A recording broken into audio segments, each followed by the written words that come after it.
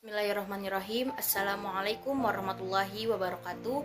Perkenalkan, nama saya Titik Setiawati dengan nomor NIM 11920202447. Saya dari Fakultas Tarbiyah dan Keguruan UIN Sunan Gunung Jati Bandung. Di video ini saya ajukan untuk memenuhi ujian akhir semester pada mata kuliah Sosiologi Pendidikan. Di sini saya akan menjelaskan mengenai pendidikan pesantren dalam perspektif pendidikan nasional. Pendidikan merupakan salah satu sarana paling efektif untuk membangun karakter suatu bangsa.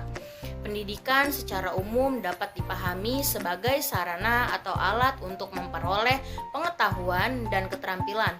Pengertian pendidikan pesantren. Pada dasarnya, pendidikan pesantren dirumuskan dari dua pengertian dasar yang termuat dalam istilah pendidikan dan istilah pesantren. Kedua istilah tersebut merupakan satu kesatuan dan makna keduanya dimasukkan ke dalam satu definisi, yaitu pendidikan pesantren. Selanjutnya, orientasi pendidikan pesantren. Salah satu kegiatan pesantren yang dianggap sebagai perkembangan baru adalah upaya pemberdayaan masyarakat yang selain masih digarap secara sporadis dan insidental. Pendidikan pesantren dalam perspektif pendidikan nasional sudah tidak diragukan lagi bahwa pesantren memiliki kontribusi nyata dalam pembangunan pendidikan. Apalagi dilihat secara historis, pesantren memiliki pengalaman yang luar biasa dalam membina dan mengembangkan masyarakat.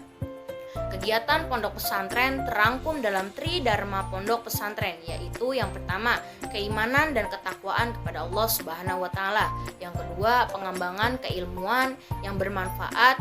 Yang ketiga, pengabdian kepada agama, masyarakat, dan negara. Proses pengembangan dunia pesantren yang selain menjadi tanggung jawab internal, pesantren juga harus didukung oleh perhatian yang serius dan dari proses pembangunan pemerintah. Pendidikan pondok pesantren yang merupakan bagian dari sistem pendidikan nasional memiliki tiga unsur utama, yaitu yang pertama, kiai sebagai pendidik sekaligus pemilik pondok dan para santri. Yang kedua, kurikulum pondok pesantren. Yang ketiga, sarana peribadatan dan pendidikan seperti masjid, rumah kiai, dan pondok, serta sebagai madrasah dan bengkel-bengkel kerja keterampilan. Dalam praktiknya, untuk melakukan pembaharuan sistem pendidikan di pesantren terdapat beberapa kendala, yaitu kendala psikologis, politik, pedagogis, dan pembiayaan. Untuk mengatasi kendala di atas, Nurholis Majid sebagaimana dikutip oleh Ruhman Basori memetakan beberapa hal pokok di bawah ini. Yang pertama, perubahan pesantren harus dimulai dari dalam karena tidak ada yang memimpin perubahan pesantren kecuali orang dalam.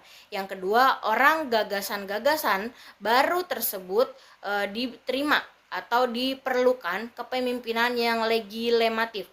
Yang ketiga, perubahan yang terjadi hendaknya tidak bersifat radikal dan revolusioner. Yang keempat, perubahan pesantren tidak hanya dengan modal karisma tetapi juga memerlukan skill. Yang kelima, mempertimbangkan efisiensi dan efektivitas program sehingga perlu disusun skala prioritas terutama pada perombakan kurikulum. Mungkin itu saja video yang dapat saya sampaikan. Kurang lebihnya mohon maaf. Billahi taufiq wa hidayah. Wassalamualaikum warahmatullahi wabarakatuh.